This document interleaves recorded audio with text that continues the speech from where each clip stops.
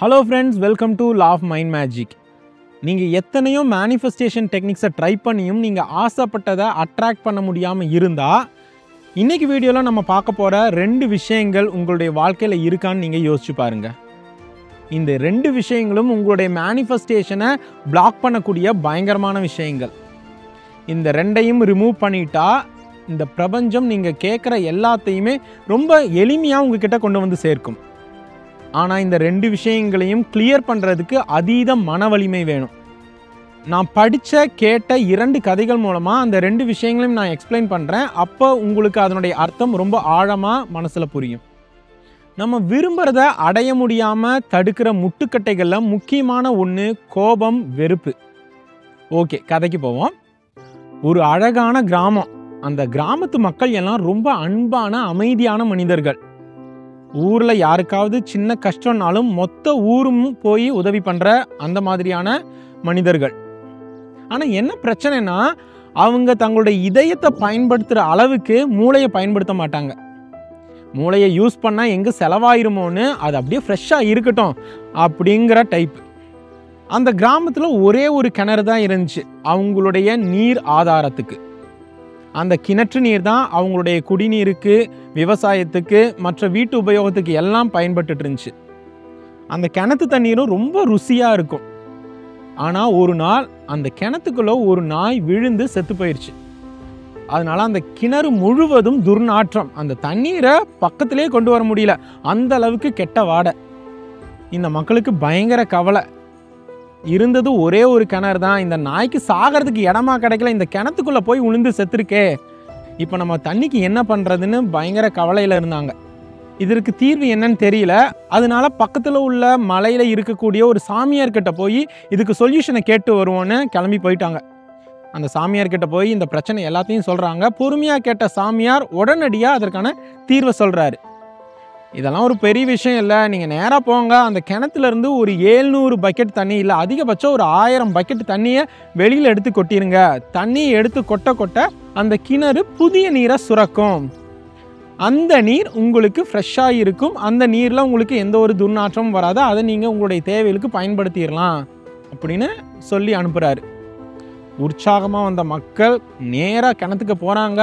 தண்ணீரை மடன்னு எடுத்து இறக்கிறாங்க. 700 பக்கெட் தண்ணி எடுத்து ஊற்றியாச்சு. ஆனால் துர்நாற்றம் போகலை. 1000, 1500, 2000 பக்கெட் தண்ணீர் எடுத்து ஊற்றுனதுக்கு அப்புறமும் அந்த துர்நாற்றம் போகவே இல்லை. அந்த புதுசாக ஊறின நீரும் கெட்ட வாசம் தான் வீசுது. எல்லாரும் பயங்கர டயர்டாயிட்டாங்க. குடிக்கிறது கூட தண்ணி இல்லையே, என்ன பண்ணுறதுன்னு தெரியல. மறுபடியும் அந்த சாமியார்கிட்டையே போய் கேட்குறாங்க.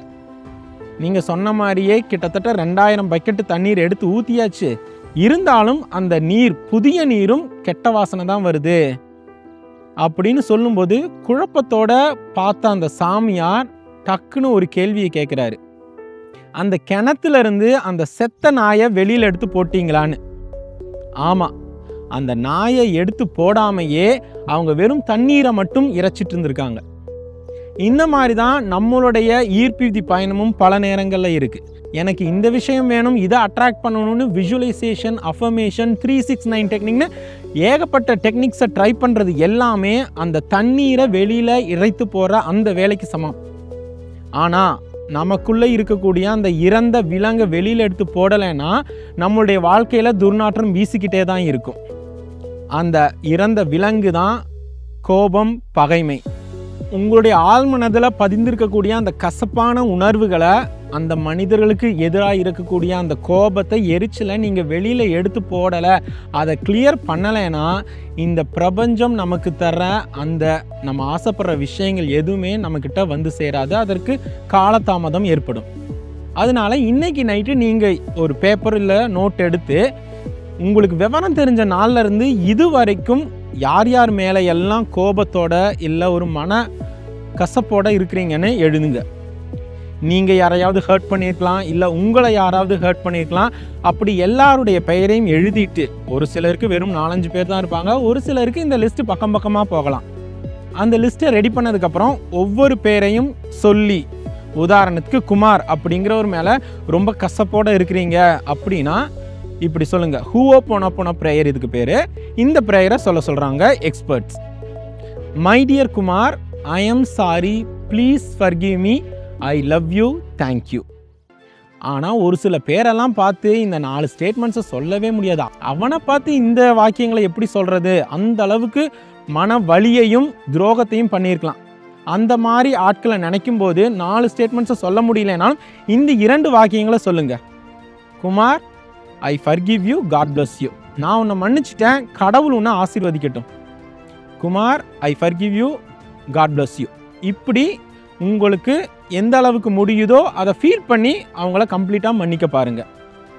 எப்போ உங்களுக்கு அந்த லிஸ்ட்டில் இருக்கக்கூடிய நபர்களை சிந்திச்சாலும் எப்பயும் போல் சாந்தமாக சந்தோஷமாக உணர்றீங்களோ, அவங்கள நான் மன்னிச்சிட்டேன் அப்படின்னு ஃபீல் பண்ணுறீங்களோ, அது வரைக்கும் இந்த பயிற்சியை பண்ணணும். நிறைய பேர் மன்னிக்கிறது கோழைத்தனம்னு நினச்சிட்ருக்காங்க. ஆனால் உண்மையாக ஒருத்தரை மன்னிக்கணும்னா அதிகமான மன வலிமை வேணும். அதனால எத்தனையோ வருஷங்களுக்கு முன்னாடி நடந்த பல நிகழ்வுகள் உங்களுடைய ஆழ்மனதில் பதிந்து உங்களுக்கே தெரியாமல் அந்த துர்நாற்றத்தை உமிழ்ந்துட்டுருக்கலாம். அதெல்லாம் நீங்கள் தான் கலைந்தெறியணும். மேனிஃபெஸ்டேஷனுங்கிறது நம்ம சேஸ் பண்ணுறது இல்லை, ஸ்பிரிச்சுவலாக அலைன் ஆகிறது. அந்த ஸ்பிரிச்சுவல் அலைன்மெண்ட்டுக்கு இந்த ஹூவோபோனோபோனோ டெக்னிக் ரொம்ப ரொம்ப பவர்ஃபுல்லான டெக்னிக். இந்த மன்னிக்கிறதுனால இருக்கக்கூடிய இன்னொரு முக்கியமான பெரிய பயன் என்ன அப்படின்னா, உங்களுடைய ஹார்ட் சக்கரா ஓப்பன் ஆகும். மன்னிப்பு, அன்பு, இந்த மாதிரியான விஷயங்களெல்லாம் உங்களால் இதயத்தில் இருந்து மட்டும்தான் உணர முடியும்.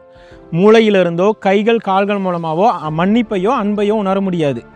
எப்பெல்லாம் நீங்கள் ஒருத்தரை மன்னிக்கிறீங்களோ, ஒருத்தர் மேலே அளவு கடந்த நிபந்தனையற்ற அன்பு செலுத்துறீங்களோ, அப்போ உங்களுடைய ஹார்ட் சக்கரா, அனஹதா, அநாகதம், அந்த சக்கரம் ஓப்பன் ஆகும். இந்த ஹார்ட் சக்கரா தான் கீழே இருக்கக்கூடிய 3 சக்கரங்களையும் மேலே இருக்கக்கூடிய 3 சக்கரங்களையும் இணைக்கக்கூடிய பாலம்.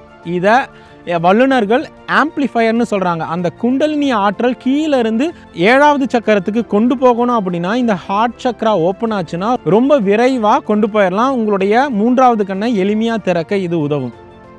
நம்ம விரும்பின விஷயங்களை அடைய முடியாமல் தடுக்கிற முதல் காரணத்தை பற்றி பார்த்தாச்சு, கோபம், வெறுப்பு அல்லது பகைமை. 2வது முக்கியமான முட்டுக்கட்டை பயம். அந்த காரணத்தையும் இந்த கதையின் மூலமாக நம்ம புரிஞ்சுக்கலாம். இன்னொரு ஊர், அந்த ஊரில் ஒரு பயங்கரமான பைல்வான் ஒருத்தர் இருந்தான். ஒரு பெரிய கோவில் தேரையே ஒத்த ஆளாக இழுத்துட்டு போகிற அளவுக்கு ரொம்ப ஸ்ட்ராங்கான மனுஷன். அந்த ஊர் மக்கள் எல்லாம் அந்த பைல்வானை புகழ்ந்துக்கிட்டே இருப்பாங்க. உன்னை மாதிரி ஒரு பைல்வான் இந்த உலகத்திலேயே இல்லைடா, இனிமேல் ஒருத்தன் பிறந்து தான் வரணும் அப்படின்னு புகழ்ந்துட்டுருப்பாங்க. இந்த பைல்வான் ஒரு ஊருக்கு போகிறான் அப்படின்னா அந்த ஊர் பக்கமே திருடனுங்களும் கொள்ளையடிக்கிறவங்களும் வரமாட்டாங்க. இந்த பைல்வான் இருக்கிற ஊருக்கு ஒரு மந்திரவாதி வந்தான். நேற்று ஃபுல்லாக விபூதி, நடுவில் ஒரு பெரிய கருப்பு பொட்டு, உடம்பு ஃபுல்லாக மண்டைய ஓடுகளை சங்கிலியாக தொங்க விட்டுட்டு ஒரு பெரிய மந்திரவாதி வந்தான். அந்த மந்திரவாதியை ஒரு நடுக்கத்தோடு அந்த ஊர் மக்கள் எல்லாம் பார்த்துட்டு இருந்தாங்க. இந்த விஷயம் அந்த பைல்வானுக்கு தெரிஞ்சுது. அந்த பைல்வான் வரான் மந்திரவாதிக்கிட்ட, வந்த வழியை திரும்பி போயிரு, இந்த ஊரில் உன்ன மாதிரி மந்திரவாதிக்கெல்லாம் இடமே இல்லைன்னு மிரட்டினான். அந்த மந்திரவாதி கூலாக சிரிச்சுக்கிட்டே, என்ன பெரிய பைல்வானா, இந்த ஊரில் உன்னை விட்ட பலசாலி இல்லைன்னு சொல்கிறாங்க, உண்மையா அப்படின்னு கேட்குறான். அதுக்கு அந்த பைல்வான், ஆம், இந்த சுற்று வட்டாரத்தில் என்னை விட பைல்வான் யாரும் இல்லை அப்படின்னு கொஞ்சம் ஆணவமாக தான் பதில் சொல்கிறான். ஓகேப்பா, உனக்கும் எனக்கு ஒரு போட்டி. நான் தூக்குற ஒரு பொருளை உன்னுடைய செஸ்ட் ஹைட்டுக்கு, மார்புக்கு மேலே நீ தூக்கி காட்டிட்டேன்னா நான் இந்த ஊரை விட்டு போயிடுறேன். ஆனால் உன்னால் தூக்க முடியலன்னா நான் உன்னோட தலையை சீவிடுவேன் அப்படின்னு ஒரு சவாலை மந்திரவாதி விடுறான். அந்த பைல்வானுக்கு ஒரு சின்ன சந்தேகம், இந்த ஆள் தூக்குற பொருளை நம்மளால் தூக்க முடியாதா? இந்த ஊர் மக்கள் முன்னாடி தன்னுடைய தன்மானத்தை சீண்டிட்டானே, இப்போ நம்ம முடியாதுன்னு சொல்லி ஒதுங்குனா நமக்கு தான் கேவலம்னு, ஓகே நான் தூக்கிடுறேன், எங்கே எடு அந்த பொருளை அப்படின்னு பைல்வான் கேட்க, அதுக்கு அந்த மந்திரவாதி, போகிற அவசரப்படாத, பக்கத்தில் இருக்கிற காட்டில் தான் என்னோடய குடிசை இருக்குது, நான் அங்கே போய் எடுத்துட்டு எப்படி நீ இந்த போட்டியில் தோற்றுருவேன், அதனால என்னுடைய கோடாரியும் கூர் பண்ணிட்டு வந்துடுறேன், நாளை காலையில் சரியாக 9 மணிக்கு இதே இடத்துல நான் உன்னை அந்த போட்டிக்கு சந்திக்கிறேன்னு சொல்லிவிட்டு அந்த மந்திரவாதி கிளம்பும்போது கூட்டத்திலேருந்து ஒரு சத்தம், அந்த உடம்புல தொங்குற மண்டையோடுகள்லாம் யாருது சாமி அப்படின்னு ஒரு சத்தம். உடனே அந்த மந்திரவாதி கூட்டத்தை பார்க்குறான், பைல்வானை பார்க்குறான், மண்டையோடுகளை பார்க்குறான். அதுக்கப்புறம், ஓ ஆட்டு மந்தை கூட்டமே, இந்த மண்டையோடுகளை பற்றியா கேட்குறீங்க? இந்த மண்டையோடுகள் எல்லாம் தான் உலகத்திலேயே பெரிய பலசாலின்னு நம்பிட்டு இருந்த முட்டாள்களின் மண்டையோடுகள். அப்படின்னு வீராவசனம் பேசிட்டு அங்கேருந்து இடத்த காலி பண்ணிடுறாரு மந்திரவாதி. மக்களும் ஒரே கவலையோட நாளைக்கு என்னதான் நடக்க போகுதோ அப்படின்னு புலம்பிட்டே வீட்டுக்கு போயிடுறாங்க. பயில்வானும் வீட்டுக்கு போயிடறான். வீட்டுக்கு போனதுக்கப்புறம் பயில்வானுக்கு கொஞ்சம் கொஞ்சமாக பயம் பிடிக்குது. அந்த மந்திரவாதி சொன்ன மாதிரி அந்த பொருளை நம்மளால் தூக்க முடியலன்னா என்ன ஆகிறது? உடம்பெல்லாம் வேர்த்து கொட்டுது. நைட்டு முழுவதும் தூங்கலை. விடிய காலையில் பயம் முழுவதும் உடல் முழுவதும் பரவி தன்னுடைய திறமையவே கம்ப்ளீட்டாக மறந்துடுறான். ஆமாம், கண்டிப்பாக அந்த மந்திரவாதி சொல்கிற பொருளை என்னால் தூக்கவே முடியாது. இந்த ஊர் மக்களுக்காக நான் ஏன் சாகணும், நான் ஏன் தலையை கொடுக்கணும், நைட்டோட நைட்டாக ஊரை விட்டு ஓடிட வேண்டிதான்னு பயந்துக்கிட்டு ஊரை விட்டு ஓடிடுறான் அந்த பயில்வான். கொஞ்சம் யோசிச்சு பார்த்தா இந்த பயில்வானால் தூக்க முடியாதது ஏதாவது இருந்திருக்கா? ஆனால் தன்னுடைய திறமை மேலே இருந்த அந்த நம்பிக்கை பயத்தினால முழுவதும் கரைஞ்சு போயிடுச்சு. இப்படி தான் பல நேரங்களில் நம்மளுடைய பயம் நம்மளுடைய திறமைகளை முடக்கிடுது. பிரபஞ்சம் நீங்கள் ஆசைப்படுற விஷயத்தை தர்றதுக்காக ஒரு சில ஆக்ஷன்ஸ் அல்லது ஸ்டெப்ஸ் எடுக்க சொல்லும் பொழுது அந்த ஸ்டெப்ஸ் எடுக்கிறதுக்கு நீங்கள் பயப்படக்கூடாது. ஏன்னா அந்த பயத்துக்கு பின்னாடி தான் பிரபஞ்சம் உங்களுக்கான பரிசை வச்சிட்ருக்கு. ஒரு காரியம் கஷ்டமாக இருக்கிறதுனால நம்ம பயப்படுறதில்ல, நம்ம பயப்படுறதுனால தான் அந்த காரியம் நமக்கு கஷ்டமாக தெரியுது. நம்மளுடைய 80% பயங்கள் நடக்காத விஷயங்களை பற்றி நினச்சி பயப்படுறோன்னு ஆராய்ச்சியாளர்கள் சொல்கிறாங்க. அதனால் இப்படி நடந்துருமோ, இது ஆகிடுமோ, அது ஆகிடுமோன்னு பயப்படாமல் துணிந்து பிரபஞ்சம் உங்களுக்கு கொடுக்குற அசைன்மெண்ட்ஸை பண்ணுங்க. அப்போ நீங்கள் ஆசைப்படுற விஷயங்களை ரொம்ப ஈஸியாக அட்ராக்ட் பண்ண முடியும்னு லா ஆஃப் அட்ராக்ஷன் எக்ஸ்பர்ட்ஸ் எல்லாம் சொல்கிறாங்க. இந்த சேனல் ஆரம்பித்து 2 வருஷம் ஆச்சு.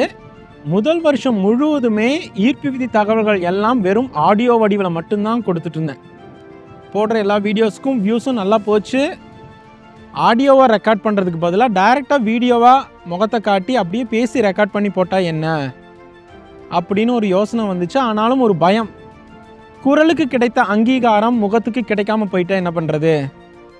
அது இல்லாமல் காலேஜ் டேஸில் அந்த ப்ராஜெக்ட் ப்ரெசன்டேஷனில் இல்லை செமினார்ஸில் பேச முடியாமல் தவித்த அனுபவங்கள், பயத்தினால உளறுன அந்த கெட்ட அனுபவங்கள் எல்லாம் எனக்குள்ளே இருந்து இது உன்னால் முடியாது, ஏன் ரிஸ்க் எடுக்கிறேன்னு என்னை கண்ட்ரோல் பண்ணிகிட்டே இருந்துச்சு. அதனால் தொடர்ந்து ஆடியோ ஃபார்மேட்லேயே ஈர்ப்பு விதி விஷயங்கள் எல்லாம் சொல்லிகிட்டு இருந்தேன். பெரிய பேச்சாளன் ஆகணும், கோடிக்கணக்கான மக்களை இன்ஸ்பயர் பண்ணணும், இம்பேக்ட் பண்ணணும்னு ஆசைப்பட்டால் மட்டும் போதுமா? அதற்கான அடுத்த கட்ட செயலில் இறங்க வேண்டாமான்னு எனக்குள்ளே இருந்த எண்ணம் அப்படியே தீவிரமாச்சு. அப்போ பிரபஞ்சம் எனக்கு ஒரு கிளியராக ஒரு மெசேஜ் கொடுத்துச்சு. பயத்தை போக்குவதற்கான ஒரே வழி அதை எதிர்கொள்வது மட்டுமே. ஆமாம், பல நேரங்களில் அந்த பயத்தினால நம்ம எடுக்க வேண்டிய முயற்சிகளை எடுக்காமல் பயந்து ஓடிக்கிட்டே இருக்கோம்.